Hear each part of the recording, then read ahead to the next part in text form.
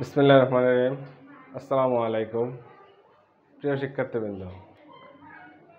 Kesharganj college কর্তৃক আয়োজিত online ক্লাসে তোমাদেরকে স্বাগত।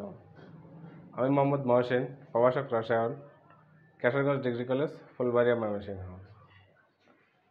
আমাদের আজকের আলোচনার বিষয় দ্বাদশ শ্রেণীর রসায়নের জৈব রসায়ন অধ্যায় নিয়ে আমরা আলোচনা করব। জৈব রসায়নে আমরা প্রথমেই তিনটে জিনিস, হাইড্রোকার্বন,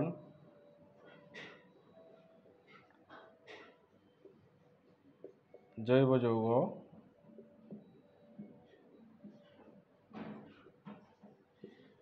জৈব রসায়ন। হাইড্রোকার্বন বলতে আমরা বুঝি হাইড্রোজেন ও কার্বন দ্বারা গঠিত যৌগকে বলা হয় কি হাইড্রোকার্বন। হাইড্রোজেন ও কার্বন দ্বারা গঠিত যৌগকে বলা হয় কি হাইড্রোকার্বন। আর জৈব যৌগ হচ্ছে হাইড্রোকার্বন এবং হাইড্রোকার্বন থেকে উদ্ভূত যৌগগুলোকে বলা হয় কি জৈব যৌগ। হাইড্রোকার্বন এবং হাইড্রোকার্বন থেকে উদ্ভূত যৌগগুলোকে বলা হয় কি জৈব যৌগ। আর জৈব রসায়ন হচ্ছে যে রসায়নে জৈব যৌগ নিয়ে আলোচনা করা হয় তাদেরকে বলা হয় কি জৈব রসায়ন। যে রসায়নে জৈব যৌগ নিয়ে আলোচনা করা হয় তাকে বলা হয় কি জৈব রসায়ন। ঠিক আছে, পরে আসো। একসময় জৈব যৌগগুলোকে ভাবত মানুষ শুধুমাত্র প্রাণী বা উদ্ভিদের দেহ থেকেই সৃষ্টি হয়। এটা দিয়েছিল বিজ্ঞানী ভার্জিলিয়াস। অর্থাৎ বিজ্ঞানী ভার্জিলিয়াস প্রাণ শক্তি মতবাদ সম্পর্কে আলোচনা করেছিল। প্রাণ শক্তি মতবাদ অর্থাৎ বলেছিল যে জৈব যৌগগুলোকে শুধুমাত্র কোনো প্রাণী বা উদ্ভিদের দেহ থেকে কী করা যায় সৃষ্টি করা যায়, অন্য কোনো উপায়ে জৈব যৌগকে কী করা যায় না সৃষ্টি করা যায় না। পরবর্তীকালে ফ্রেডরিক বোলার নামে একজন বিজ্ঞানী, কি বিজ্ঞানী?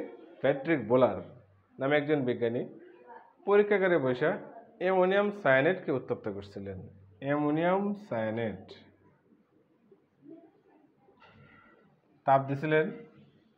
তাপ দেওয়ার পর হঠাৎ করে ইউরিয়ার গন্ধ পেয়েছিলেন। ইউরিয়া। সেদিন থেকে প্রমাণিত হয় জৈব যৌগগুলা শুধুমাত্র প্রাণী বা উদ্ভিদের দেহ থেকে সৃষ্টি হয় না, পরীক্ষাগারে বসেও কী করা যায় জৈব যৌগ সৃষ্টি করা যায়। সেদিন থেকে প্রাণশক্তি মতবাদ কতটা ভুল প্রমাণিত হলো। সেজন্য ফ্রেডরিক বোলারকে জৈব রসায়নের জনক বলা হয়। সেজন্য ফ্রেডরিক বোলারকে কি জৈব রসায়নের জনক বলা হয়। সেটা হচ্ছে জৈব যৌগের সংখ্যা। এই পৃথিবীতে প্রায় 1 কোটির উপরে যৌগ আছে। এর মধ্যে প্রায় 80 লক্ষের উপরে হচ্ছে জৈব যৌগ, আর 20,000-এর মতো কি অজৈব যৌগ। প্রায় 80 লক্ষের উপরে কি জৈব যৌগ এবং 20,000-এর মতো হচ্ছে অজৈব যৌগ। তো প্রশ্ন হচ্ছে জৈব যৌগের সংখ্যা এত অধিক কেন? জৈব যৌগের সংখ্যা এত অধিক কেন?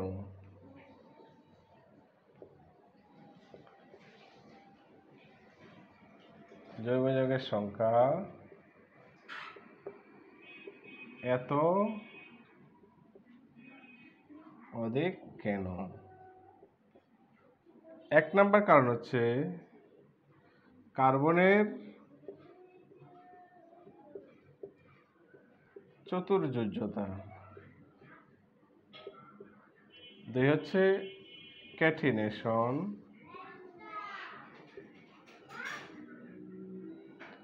3 সংকরণ। 4 একক দ্বিতীয় বন্ধন গঠন করার ক্ষমতা।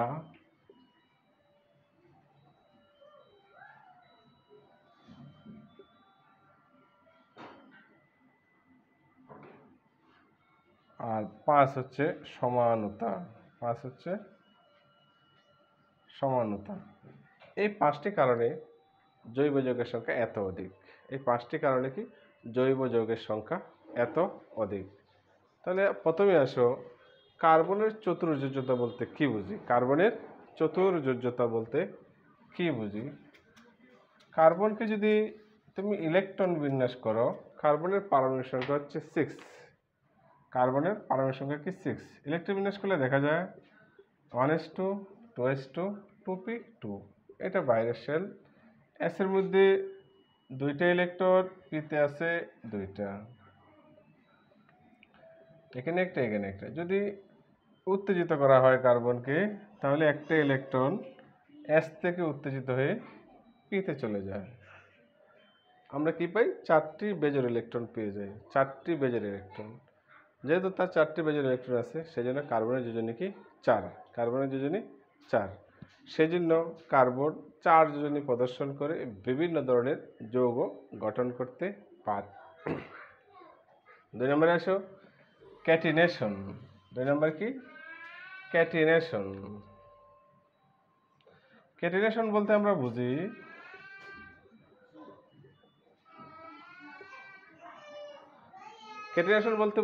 শিকল গঠন, অর্থাৎ কোনো পরমাণু যদি একই পরমাণু নিজেদের সাথে যুক্ত হওয়ার সামর্থ্য বা ক্ষমতাকেই বলা হয় ক্যাটিনেশন।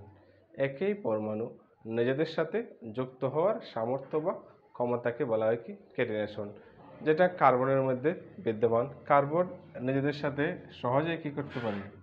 যৌগ গঠন করতে পারে, অথবা সে কি করতে পারে? এরকম শাখা তৈরি করতে পারে। এরকম একটা যৌগ আছে, 60টা কার্বন পরমাণু মিলে একটা যৌগের সৃষ্টি হয়, তার নাম হচ্ছে কি ফুলারিন। ফুলারিন দেখতে অনেকটা ফুটবলের মতো, ফুলারিন শব্দের অর্থ হচ্ছে বাকিবল। বাকিবল। তাহলে ফুলারিনের আণবিক ভর কত হবে? ফুলারিনের আণবিক ভর হবে 12 ইন্টু কি 60 সমান কত? 720। ফুলারিনের আণবিক ভর হয়ে যাবে কত? 720। অর্থাৎ দেখা যাচ্ছে কার্বনের এরকম শিকল চেইন গঠন করতে পারে। তোমরা বইয়ের ভিতরে দেখতে পাবে একটা যৌগ ফুটবলের মতো দেখা যায়, যে যৌগটা হচ্ছে কি ফুলারিন, শুধুমাত্র কার্বন দ্বারা গঠিত। 3 নম্বরে আসো, সংকরণ। অর্থাৎ কার্বন 3 ধরনের সংকরণ গঠন করতে পারে, এর মধ্যে sp3, sp2, sp। 4 নম্বরে বলছি কি একক বন্ধন, দ্বিবন্ধন, ত্রিবন্ধন গঠন করার ক্ষমতা। অর্থাৎ কার্বন যখন sp3 সংকরণ গঠন করে, তখন সে কার্বন একক বন্ধন দ্বারা যুক্ত থাকে। কার্বন যখন sp2 সংকরণ করে, তখন দ্বিবন্ধন দ্বারা যুক্ত থাকে। কার্বন যখন sp সংকরণ করে, তখন ত্রিবন্ধন দ্বারা যুক্ত থাকে। অর্থাৎ একক বন্ধন, দ্বিবন্ধন, ত্রিবন্ধন গঠন করতে পারে। আর 5 নম্বরে বললাম কি সমানতা বলতে আমরা বুঝি যাদের আণবিক সংকেত এক কিন্তু গাঠনিক সংকেত ভিন্ন, গাঠনিক সংকেত ভিন্ন। অর্থাৎ একই আণবিক সংকেত দ্বারা অনেকগুলি যৌগ গঠন করা যায়, অর্থাৎ সমানতা তারা কি করতে পারে? তৈরি করতে পারে। ঠিক আছে, এই জন্য জৈব যৌগের সংখ্যা এত অধিক। তারপরে আসো জৈব যৌগের শ্রেণীবিভাগ। জৈব যৌগের শ্রেণীবিভাগ। জৈব যৌগকে প্রথমে 2টা ভাগে ভাগ করা হয়েছে। একটা হচ্ছে অ্যালিফ্যাটিক,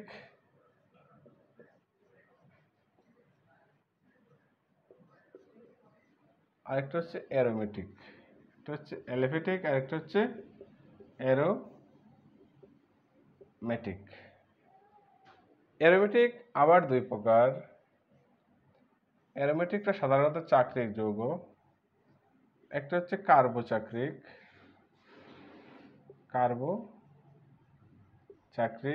আরেকটা হচ্ছে বিষম চাক্রিক।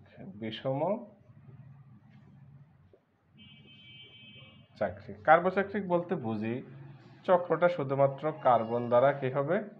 গঠিত হবে। যেমন এটার নাম বেনজিন। এখন যদি এই বেনজিনের কোনো একটি কার্বন নাইট্রোজেন, অক্সিজেন অথবা সালফার দ্বারা চলে যায়, তাহলে হয়ে যায় বিষম চাক্রিক যৌগ। যেমন একটা যৌগ আছে পিরিডিন, একটা যৌগ হচ্ছে পিরিডিন। তারপর হচ্ছে অ্যালিফেটিক। অ্যালিফেটিক আবার দুই প্রকার, একটা হচ্ছে মুক্ত শিকল আর একটা হচ্ছে বদ্ধ শিকল। মুক্ত শিকল আর একটা হচ্ছে বদ্ধ শিকল। বদ্ধ শিকল আবার দুই প্রকার, একটা কার্বচাক্রিক আর একটা বিষমচাক্রিক। একটা কার্বচাক্রিক আর একটা হচ্ছে বিষমচাক্রিক। কার্বচাক্রিক বলতে আমরা বুঝি চক্রটা কার্বন দ্বারা গঠিত, যেমন আছে সাইক্লোপ্রোপেন, অর্থাৎ 3টা কার্বন দ্বারা গঠিত। এই কার্বচাক্রিকের কোনো একটি কার্বন যদি নাইট্রোজেন, অক্সিজেন, সালফার দ্বারা চলে যায় তাহলে হয়ে যায় বিষমচাক্রিক যৌগ, এরকম ethylene oxide, ethylene oxide, ethylene oxide. আবার মুক্ত শিকল আবার দুই প্রকার, একটা হচ্ছে সম্পৃক্ত বা অ্যালকেন, সম্পৃক্ত বা অ্যালকেন, আর একটা হচ্ছে অসম্পৃক্ত।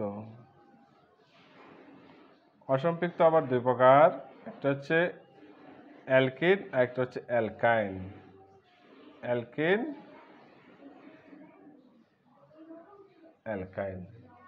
এই হচ্ছে জৈব যৌগের কি শ্রেণীবিভাগ। জৈব যৌগের তাহলে কি বললাম, জৈব যৌগের শ্রেণীবিভাগে প্রথমে দুই ভাগে ভাগ করা হয়েছে, একটা হচ্ছে অ্যালিফেটিক আর একটা হচ্ছে অ্যারোমেটিক। অ্যারোমেটিকের দুইটা ভাগ, একটা কার্বোচাক্রিক আর একটা হচ্ছে বিষমচাক্রিক। কার্বোচাক্রিক বলতে আমরা বুঝি চক্রটা কার্বন দ্বারা গঠিত হয়, যেমন বেনজিন। আর বিষমচাক্রিক বলতে আমরা বুঝি যদি কার্বোচাক্রিকের কোনো একটি কার্বন নাইট্রোজেন, অক্সিজেন অথবা সালফার দ্বারা চলে যায় তখন তাকে বলা হয় কি বিষমচাক্রিক যৌগ। আবার অ্যালিফেটিক দুই প্রকার, মুক্ত শিকল, বদ্ধ শিকল। মুক্ত শিকল বলতে আমরা বুঝি শিকলটা কি তাকে মুক্ত থাকবে, মানে চক্র গঠিত হবে না। আর বদ্ধ শিকল বলতে বুঝি যৌগটা কার্বন দ্বারা কি হয়ে যাবে, বদ্ধ হয়ে যাবে। বদ্ধ শিকল আবার দুই প্রকার, একটা কার্বোচাক্রিক, একটা হচ্ছে বিষমচাক্রিক। চক্রটা যদি শুধু কার্বন দ্বারা গঠিত হয় এবং সেটা 3 কার্বন হয় তাহলে যৌগটার নাম হচ্ছে সাইক্লোপ্রোপেন, সাইক্লোপ্রোপেন। আর একটা বিষমচাক্রিক, কোনো একটি কার্বন নাইট্রোজেন, অক্সিজেন, সালফার দ্বারা চলে গেলে সেটা হচ্ছে কি বিষমচাক্রিক, যেমন ইথিলিন অক্সাইড। আবার মুক্ত শিকল দুই প্রকার, একটা সম্পৃক্ত বা অ্যালকেন আর অসম্পৃক্ত আবার দুই প্রকার, অ্যালকিন এবং অ্যালকাইন। অ্যালকেন বলতে বুঝি যারা একক বন্ধন দ্বারা যুক্ত, অ্যালকিন বলতে বুঝি যারা দ্বিবন্ধন দ্বারা যুক্ত, আর অ্যালকাইন বলতে আমরা বুঝি যারা ট্রিপল বন্ধন দ্বারা যুক্ত। ঠিক আছে, এ হচ্ছে জৈব যৌগের শ্রেণী বিভাগ। তারপরে আসো সমগোত্রীয় শ্রেণী। তারপরে আসো কি সমগোত্রীয় শ্রেণী। সমগোত্রীয় শ্রেণী বলতে আমরা কি বুঝি, সমগোত্রীয় শ্রেণী বলতে বুঝি যে সকল যৌগের কি একটি নির্দিষ্ট কার্যকরী মূলক থাকবে, অর্থাৎ একই কার্যকরী মূলক বিশিষ্ট সমধর্মী যৌগগুলোকে পরপর সাজিয়ে যে সারি তৈরি করা হয় তাকে বলা হয় কি সমগোত্রীয় শ্রেণী। একই কার্যকরী মূলক বিশিষ্ট সমধর্মী যৌগগুলোকে পরপর সাজিয়ে যে সারি তৈরি করা হয় তাকে বলা হয় কি সমগোত্রীয় শ্রেণী বা সারি। সমগোত্রীয় শ্রেণী বা সারির 6টা বৈশিষ্ট্য আছে। 1 নম্বর বৈশিষ্ট্য, এদের একটি নির্দিষ্ট কার্যকরী মূলক থাকে, এদের একটি নির্দিষ্ট কার্যকরী মূলক থাকে। যেমন অ্যালকোহল,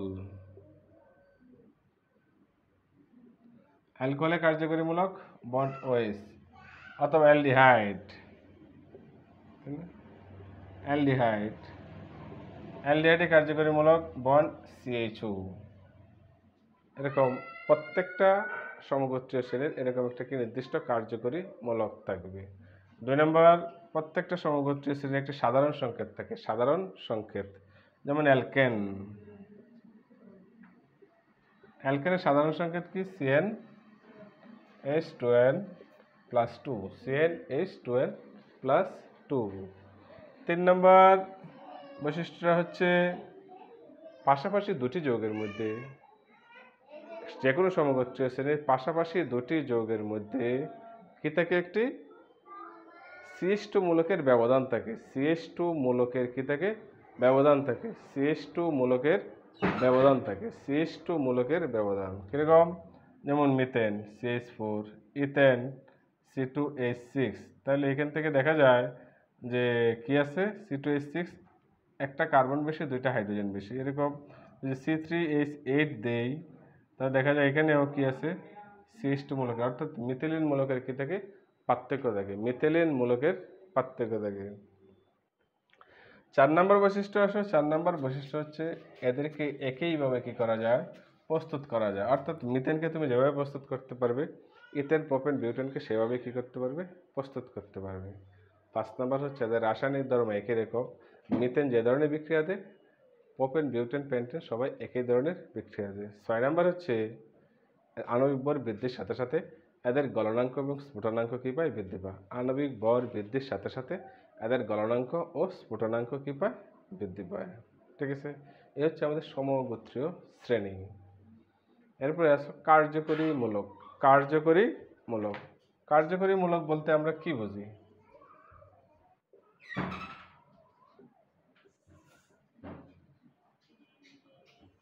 কার্যকরী মূলক, কার্যকরী মূলক বলতে আমরা বুঝি যে সকল মূলক বা মূলক সমষ্টি কোনো যৌগের মধ্যে উপস্থিত থেকে যৌগটাকে কি করে, কার্যকর করে।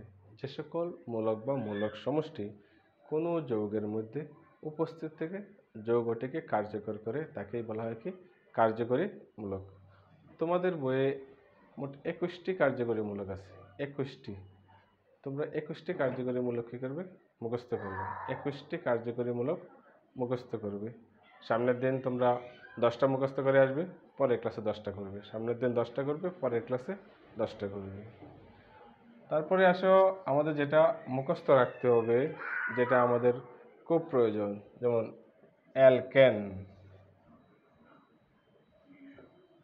অনেকে হয়তো পারো, এই সিরিয়ালটা মুখস্থ করতে হবে। যেমন মেথেন, 2 হচ্ছে কি ইথেন, 3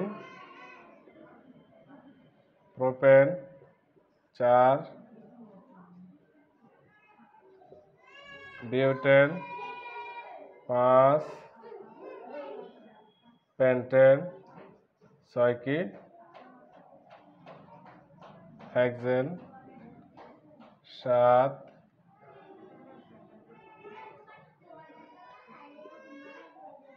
হেপ্টেন, 8 অক্টেন, 9 ননেন, 10 দেখেন। ঠিক আছে, এই নামটি সিরিয়ালি মুখস্থ করে আসবে, নামটি সিরিয়ালি মুখস্থ করে আসবে। ঠিক আছে, তাই নেক্সট দিন আমরা পরবর্তী ক্লাসের জন্য প্রিপারেশন নিয়ে আসবি, নেক্সট দিন পরবর্তী ক্লাস করাবো।